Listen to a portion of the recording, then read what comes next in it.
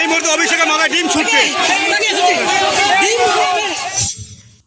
আচ্ছা, এটাই কি বাংলা সেই পরিবর্তন, যেই পরিবর্তন মানুষ দেখতে চেয়েছিল, যেই পরিবর্তনের জন্য মানুষ তৃণমূলের বিরুদ্ধে ভোট দিয়ে আজ বিজেপিকে ক্ষমতায় এনেছে, যেন তারা একটা ভালো সুস্থ সমাজ গড়ে তুলতে পারে। সেই বিজেপিও তো আজকে মনে হচ্ছে ব্যর্থ হচ্ছে। তারাও তো ঠিকঠাকভাবে প্রশাসন চালাতে পারছে বলে আমার অন্তত মনে হচ্ছে না। আজকে কেন এই কথাগুলো বলছি, আজকের দিনে দাঁড়িয়ে যে অভিষেক বন্দ্যোপাধ্যায় যে তৃণমূলের সাংসদ, তার সাথে যা যা ঘটলো, এটা কি কাম্য ছিল?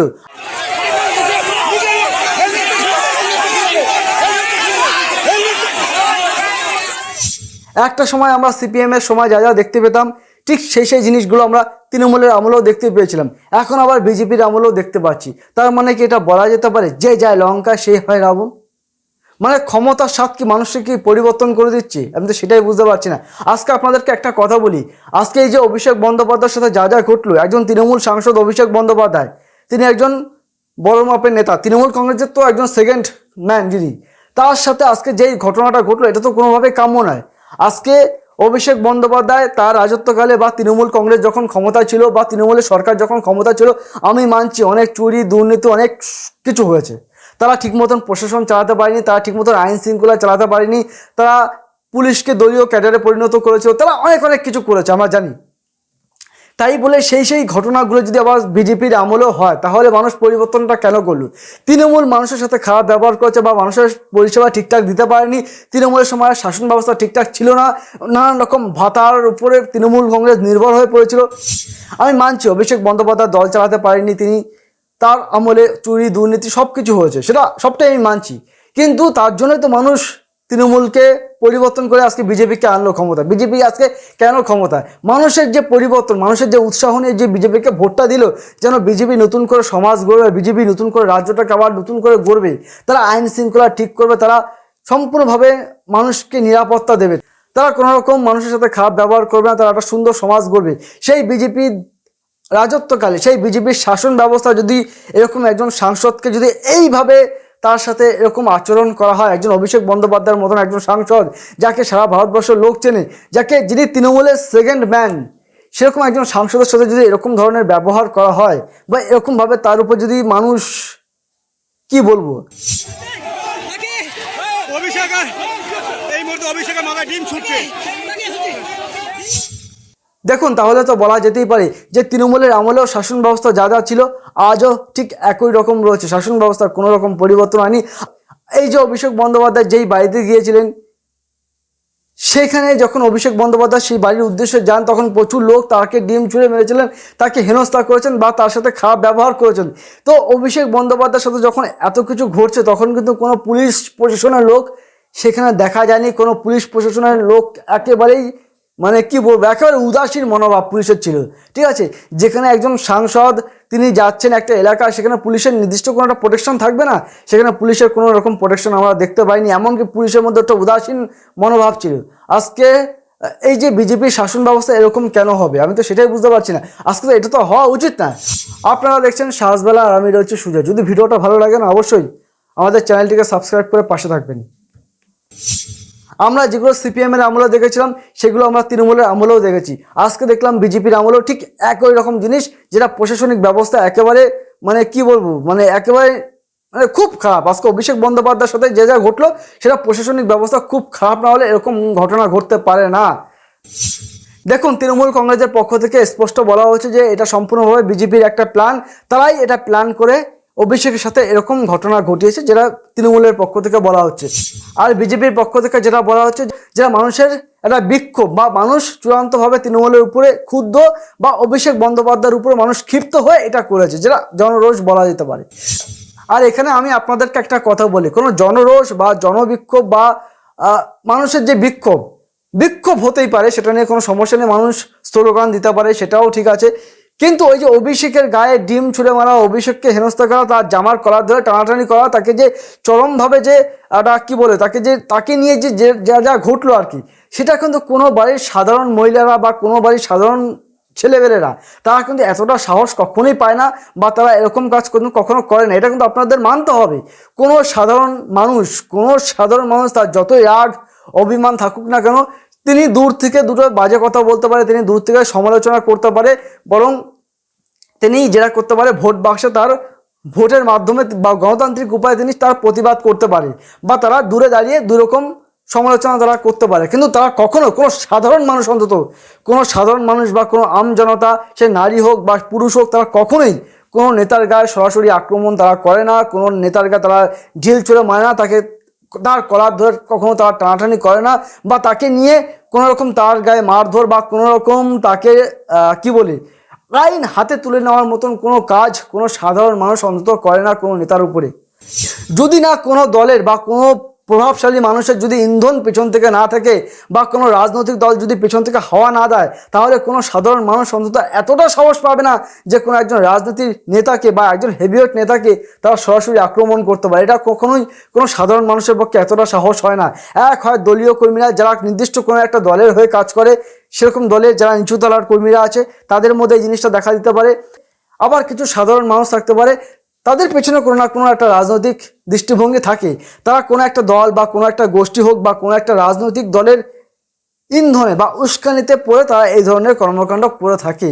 কিন্তু আমি আবারও বলছি, কোনো সাধারণ মানুষ, একেবারে সাধারণ মানুষ, তারা কখনোই এই ধরনের কর্মকাণ্ডে কিন্তু জড়িত হয় না।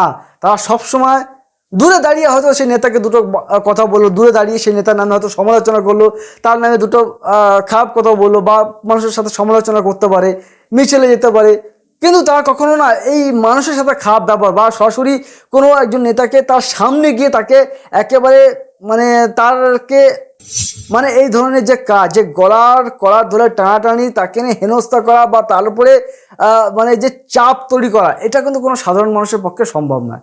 এটা কিন্তু আপনাদের মানতে হবে। দেখুন, তবে আপনাদেরকে আমি আরও একটা কথা বলতে পারি, এই যে ঘটনাটা ঘটলো, এই যে অভিষেক বন্দ্যোপাধ্যায়ের সাথে যা যা ঘটলো, এই ঘটনার দায় কিন্তু আপনাদের নিতে হবে। বিজেপি সরকারকে কিন্তু এই ঘটনার দায় নিতে হবে, কারণ তারা আজকে প্রশাসনে, তারা আজকে শাসন ব্যবস্থায় রয়েছে। তো আজকে আপনারা যখন শাসন ব্যবস্থায় রয়েছেন, তো আপনাদের শাসন ব্যবস্থার অধীনে যদি কোনো মানুষ বা কোনো এমপি বা কোনো সাধারণ মানুষও যদি আক্রান্ত হয়, তার দায় কিন্তু আপনাদের হাতেই পড়ে, কিন্তু তার দায় কিন্তু আপনাদের উপরেই পড়বে। আপনাদের কিন্তু এর জবাবদিহিতা করতে হবে। আপনারা কিন্তু ওই কোনোভাবে জনরোষ, জনবিক্ষোভ বা মানুষের সেই এইসব বলে কিন্তু আপনারা পার পাবেন না, বা এটা কিন্তু পাওয়া যায় না। এটার জন্য কিন্তু আপনাদেরকেই কিন্তু ফেস করতে হবে। এবং আমরা চাইবো অভিষেক বন্দ্যোপাধ্যায়ের সাথে যারা এই ধরনের কর্মকাণ্ড করেছে, অভিষেক বন্দ্যোপাধ্যায়ের সাথে যারা এরকম আচরণ করেছে, তারা যেন প্রত্যেকে গ্রেপ্তার হয়, তাদের বিরুদ্ধে যেন উপযুক্ত তদন্ত করা হয়। দেখুন, অভিষেক বন্দ্যোপাধ্যায়ের আমলে যা যা হয়েছিল, কি হয়নি, সেগুলো ভেবে আজকে লাভ নেই। তার পুরনো দিনের কথা ভেবে তিনি ডিজে বাজানোর কথা বলেছেন, তিনি এই করেছেন, তিনি সেই করেছেন, এইসব এখন নতুন করে বলার দরকার নেই। তিনি তখন রাজনৈতিক দৃষ্টিভঙ্গির জন্য অনেক কথা বলে থাকে, ঠিক আছে। সেখানে শুধুমাত্র যে অভিষেক বন্দ্যোপাধ্যায় তিনিই বলেছেন এমনটা নয়, সেখানে বিজেপির অনেক নেতারাও অনেক মন্তব্য করেছেন, ঠিক আছে। এরকম অনেক গরম মন্তব্য ভোটের সময় এরকম অনেকেই করে।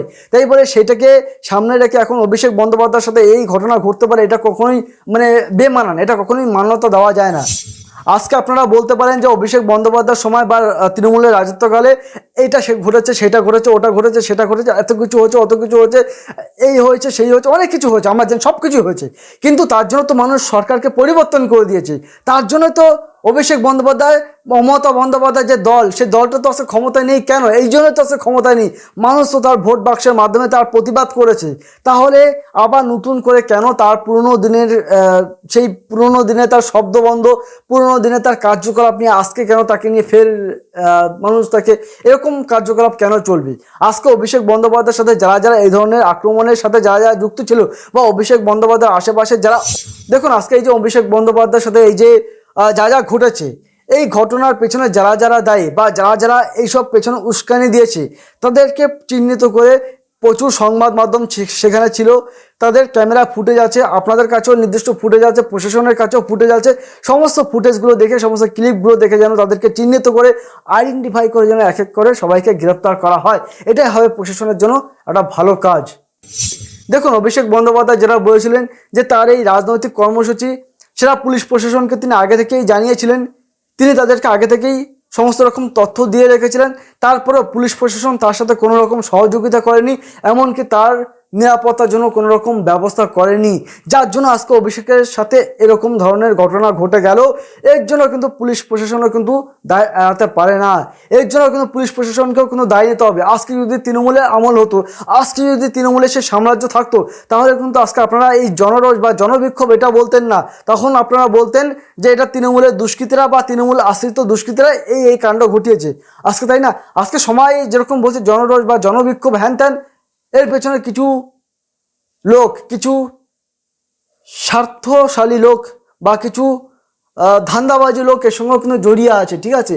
সে যে কোনো দল হতে পারে, সে যে বিজেপি হবে এমনটা না, সে সিপিএম যে হবে তাও না, সে যে কংগ্রেস হবে তাও না, আবার এমনটা হতে পারে সিপিএম বিজেপি কংগ্রেস বা অন্যান্য দলও যুক্ত থাকলেও থাকতে পারে, বা আমি জানি না কোন দল যুক্ত, কিন্তু আমি এটা বলতে পারি কোনো একটা রাজনৈতিক দলের মানে কি বলবো, তাদের একটা ইন্ধন পেছনে না থাকলে, তাদের একটা উস্কানি না থাকলে এরকমভাবে অভিষেক বন্দ্যোপাধ্যায়ের মতন এরকম একজন হেভিওয়েট নেতা, যিনি তৃণমূল কংগ্রেসের সেকেন্ড ম্যান, যিনি সর্বভারতীয় তৃণমূল কংগ্রেসের সাধারণ সম্পাদক, যিনি মমতা বন্দ্যোপাধ্যায়ের দ্বিতীয় যিনি ব্যক্তি, সেই ব্যক্তিকে তার সামনে গিয়ে একেবারে, যেই অভিষেক বন্দ্যোপাধ্যায়ের সামনে কোনো সাধারণ মানুষ এতদিন যখন যেতে পারতো না, সেই অভিষেক বন্দ্যোপাধ্যায়ের সামনে গিয়ে তার গলার কলার ধরে তাকে নিয়ে যেরকমভাবে যা যা ঘটলো, এটা একেবারেই কাম্য না। এটা কোনো সাধারণ মানুষের পক্ষে এত সাহস হতো না যে এরকম ধরনের ঘটনা ঘটার, ঠিক আছে?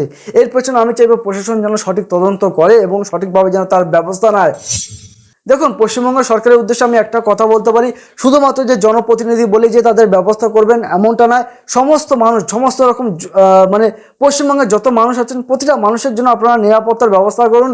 পুলিশ, যেই উদাসীন পুলিশ আমরা সিপিএমের সময় দেখেছি, যেই উদাসীন পুলিশ আমরা তৃণমূলের আমলে দেখেছি, সেই উদাসীন পুলিশকে কিন্তু আজকে আমরা বিজেপির এই আমলেও দেখতে পেলাম। যেটা সবচেয়ে বেশি অবাক লাগলো আমার, যে পরিবর্তনের সরকার এখন 1 মাস হতে না হতে পুলিশ এতটা নিষ্ক্রিয় কী করে হয়ে গেল। আজকে যদি পুলিশ প্রশাসন যদি অ্যাক্টিভ থাকতো, তাহলে কারো সাহস হতো না যে অভিষেক বন্দ্যোপাধ্যায়ের কলার ধরার, ঠিক আছে? আজকে পুলিশ প্রশাসন অ্যাক্টিভ নেই বলে আজকে এই ধরনের ঘটনাগুলো ঘটেছে। তাই আমার কাছে সেই চেনা ছবি মনে হচ্ছে, সেই সিপিএমের সময় যা দেখতে পেয়েছি, তৃণমূলের সময় যা দেখতে পেয়েছি, সেই বিজেপি এই রাজত্বগুলো আজকে আমি তাই দেখলাম। সেটাই আমার কাছে সবচেয়ে বড় খারাপ লাগা জায়গা, যে মানুষ এত যে তৃণমূলের বিরুদ্ধে গিয়ে যে মানুষ পরিবর্তন এনেছে, মানুষ যে বিজেপিকে একেবারে দুহাত ভরে আশীর্বাদ করেছে, তার রেজাল্ট কিন্তু কখনো এরকম হতে পারে না। বিজেপির উচিত প্রতিটা মানুষের স্বপ্ন পূরণ করা, প্রতিটা মানুষের দিকে যেন লক্ষ্য রাখা উচিত কিন্তু বিজেপির পক্ষ থেকে। বিজেপি আসার পর আমরা দেখতে পাচ্ছি একের পর এক হকার উচ্ছেদ হচ্ছে। এই যে অন্নপূর্ণা ভাণ্ডার, এই অন্নপূর্ণা ভাণ্ডারের যে ফর্ম, তা নিয়ে একের পর এক সমস্যা হচ্ছে, একের পর এক মানুষ বুঝতে পারছে না যে কি করতে চাইছেন আপনারা। তার মধ্যে আবার অভিষেক বন্দ্যোপাধ্যায়ের সাথে এরকম একটা ঘটনা, তাছাড়া আবার রাজ্যের বেশ কিছু জায়গায় কিছু বিক্ষিপ্ত ঘটনা ঘটছে, যেটা এখনো অবধি আমাদের মেইন স্ট্রিম মিডিয়া সেভাবে খবরটা দেখাচ্ছে না, বা দেখাবার তার সেই সাহসটা তারা পাচ্ছে না। তাদের মধ্যেও সেই সাহসটা আপনারা আনুন। এমনকি আমরা যারা ডিজিটাল মাধ্যমে কাজ করি, আমরা যারা ডিজিটাল মাধ্যমে সাংবাদিক, আমরা যেন একেবারে মুক্ত কণ্ঠে যেন আপনাদের সমালোচনা করতে পারি, আমরা যেন গঠনমূলক সমালোচনা করতে পারি, সেই জন্য যেন আমাদের দিকেও যেন কোনো রকম এই ধরনের আঘাত বা এই ধরনের যেন কাজকর্ম যেন আমাদের উপর না নেমে আসে, সেটা আপনারা দেখবেন। আমরা যেন প্রত্যেকে যেন প্রশাসনের নিরাপত্তা বা সঠিক শাসন ব্যবস্থা যেন আমরা দেখতে পাই। মানুষ যে কারণে পরিবর্তন এনেছিল, সেই পরিবর্তনের যে লক্ষ্য, পরিবর্তনের যে স্পিরিট, সেটা যেন বজায় থাকে, সেটা আপনাদেরকে মাথায় রাখতে হবে। তাই তো বিজেপির মুখ্যমন্ত্রী শুভেন্দু অধিকারী সহ বিজেপির রাজ্য সভাপতি শ্রমিক ভট্টাচার্য সবার কাছে অনুরোধ থাকবে, আপনারা নতুন ক্ষমতা এসেছেন, 1 মাসও হয়নি, আপনারা প্রশাসনকে একেবারে নতুন করে ঢেলে সাজান, যেন বাইরে থেকে কেউ যেন কোনো রকম এই ধরনের কোনো রকম ঘটনার জন্য আর কেউ ঘটাবার সাহস না পায়, সবাই যেন সুরক্ষিত থাকে, সেটার দিকে আপনারা নজর দিন। তাহলে চলুন, ভিডিওটা আমি এখানে শেষ করলাম। যদি ভিডিওটা ভালো লাগে অবশ্যই আপনারা আমাদের পাশে থাকবেন।